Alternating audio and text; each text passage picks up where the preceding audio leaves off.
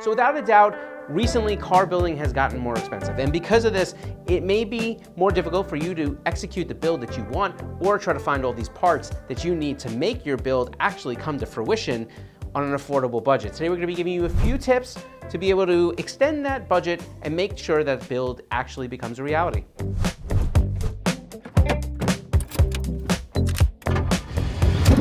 So as fellow car people, we're here to give you a little bit of help, and sometimes that help is just in the form of some of the tips and tricks it takes to actually make a car build happen on a budget. Now before we get into this, some of this is going to be obvious to some people. So instead of ripping us apart down in the comments, just go ahead and tell us some other tips and tricks that you have so other people that may not find it as obvious can also have a chance to do good by their build. Get these builds done. That's our new measure. We're going to make builds happen again. Let's make car building great again. Okay, so tip number one is actually trading up. Now this is pretty obvious, and this is probably something you already do if you've been building cars for a little bit, and that is essentially where you have parts on the car now, and to get to the next part, you're gonna sell that part and then acquire another part using the money that you got from the sale of the first part. And this obviously happens just naturally in being able to go through your build. You have an intake, you want to get a different intake, you sell that intake, use the money, put it toward your intake, and now you're obviously using less budget to be able to find the parts that you want. So that's your first tip, and you probably already know it. Now this obviously makes sense because a lot of people are going to already do this, and this has a lot to do with the progression of a build. Not everybody starts at 400 horsepower, they got to start at 300 horsepower, and then to get 400 horsepower, what do? For example, let's say you have a DSM, you may have a Evo 16G and be able to use that turbo for a long time, but then you're gonna get to a point where it's time to upgrade, time to make more power, and maybe you wanna go to something more aggressive. Maybe it's a 20G or a 50 trim or an FP green or whatever it may be. And to get there, you're able to sell that Evo 16G and you're able to put that money toward your new turbo. So that's how you trade up. That should be pretty obvious, but again, it is something that you need to consider, especially when you're trying to put together a budget for a new build. Okay, so the second tip is actually to find a parts car. Now, this has maybe gotten a little bit more difficult with the price of cars rising, but let's say you happen to have a car that you're gonna be building. Sometimes finding a car that is in better shape or is going for a bargain, maybe it doesn't have a working engine and you don't need the engine, but you can use a lot of other parts that are on the car. Maybe it's different OE parts in better condition than the parts that you have on your car. Maybe it's going to be that it has a few different aftermarket parts that will work for you, or maybe it's a car that comes with some OE parts that will work for you on your build. Now this happens a lot with brakes. People will say, I got the brake calipers from this car and I use the rotors from this car and I put it onto my car to make my own custom kit, which a lot of times people are selling brackets or adapters for. Sometimes it's actually cheaper just to buy a car. Maybe it was rear-ended or had a hit in the front, but I can still source most of these parts and then be able to put them onto my car.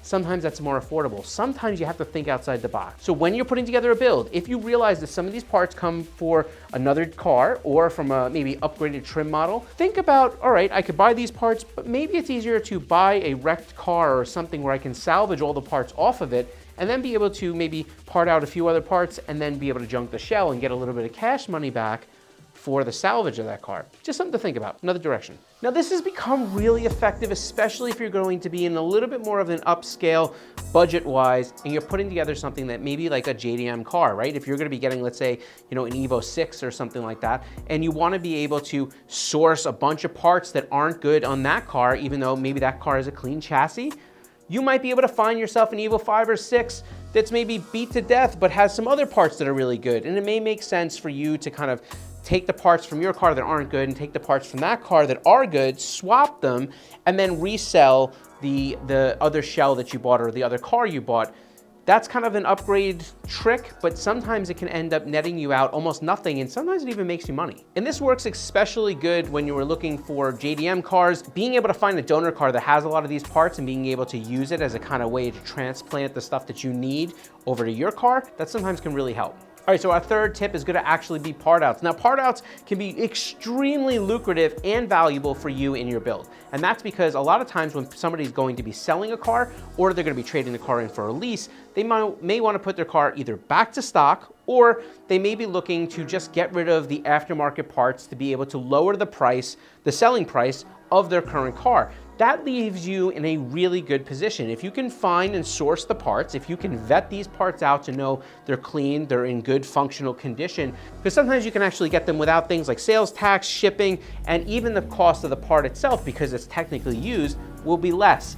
Look for part outs. They tend to be a really good opportunity to source even a bundle deal by taking more than one. And when it comes to part outs, obviously Facebook Marketplace is a really good place to look for this stuff. This is a good place to be able to find somebody that's got to get rid of some parts, and you might even find a really good bulk deal. And when it comes to your build, you may find out that there are going to be some other platforms or other trims that are going to offer you parts that you can actually use for your build. And for example, you may find out that when you have your DSM, I know I've used that already, but if you have your DSM, that you can find a used stock Evo intercooler to use as a front mount, and it's really much cheaper than being able to source, let's say, an aftermarket front mount intercooler kit. In addition to that, maybe you can get the brakes, the Brembo brakes. Maybe you have an Acura TL and you want to be able to have the Brembo package on a TL that had Type S, right?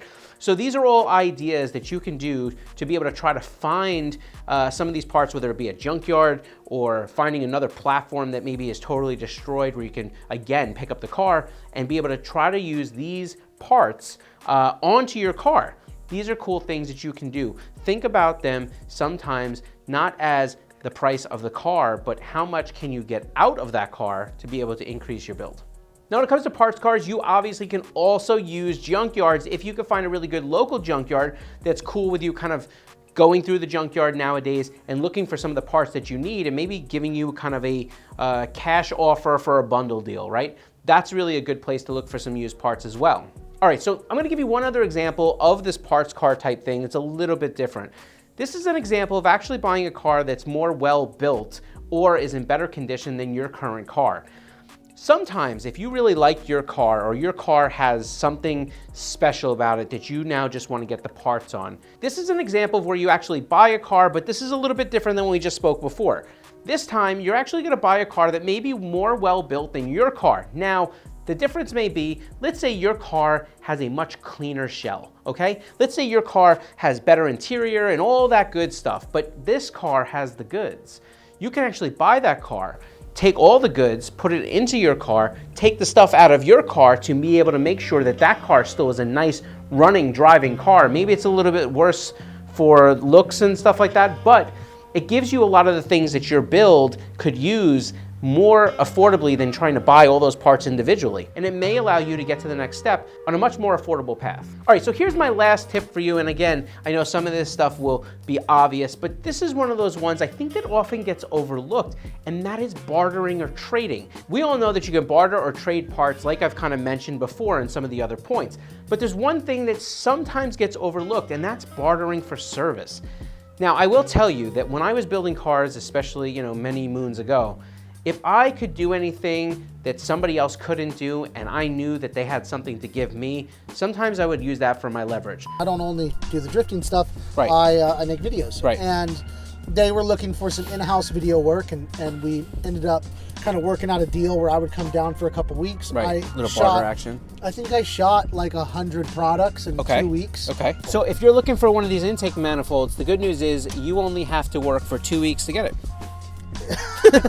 So sometimes just knowing that you have a skill set that they don't have, or they have a part for sale and maybe there's something else that you can do for them that will allow you to kind of not have the cash but it just gives up your time, can really allow you to have an advantage and extend your budget much further when you're building one of these cars. So think about this. The next time you see a part for sale, it doesn't hurt to drop somebody a message and just say, hey, listen, I know this sounds a little off. I would really like this part. Here's some of the skill sets I have or services. Is there any of this stuff that could actually help you in exchange for that part? You may find out that they say no a lot, but you may find a few takers that end up turning into a good situation for you to get a part without having to do anything other than your time and your labor or your services or your skill set, and that could turn into your financial pocket being extended for your budget build. Okay, so again, I know that a lot of these points may be obvious to some of you, but they may not be obvious to maybe some newcomers to the scene. And our goal is to always make sure that when we are bringing information, especially with this stuff, that we're encouraging the car community, and we encourage you to do the same thing. down below instead of ripping us apart. Put some comments down below about other tips and tricks you have used to extend your build budgets. What other cool things can you share with somebody else to help them get to where they need to be? And that's it for this one, my friends. Take care. We'll catch you in the next one.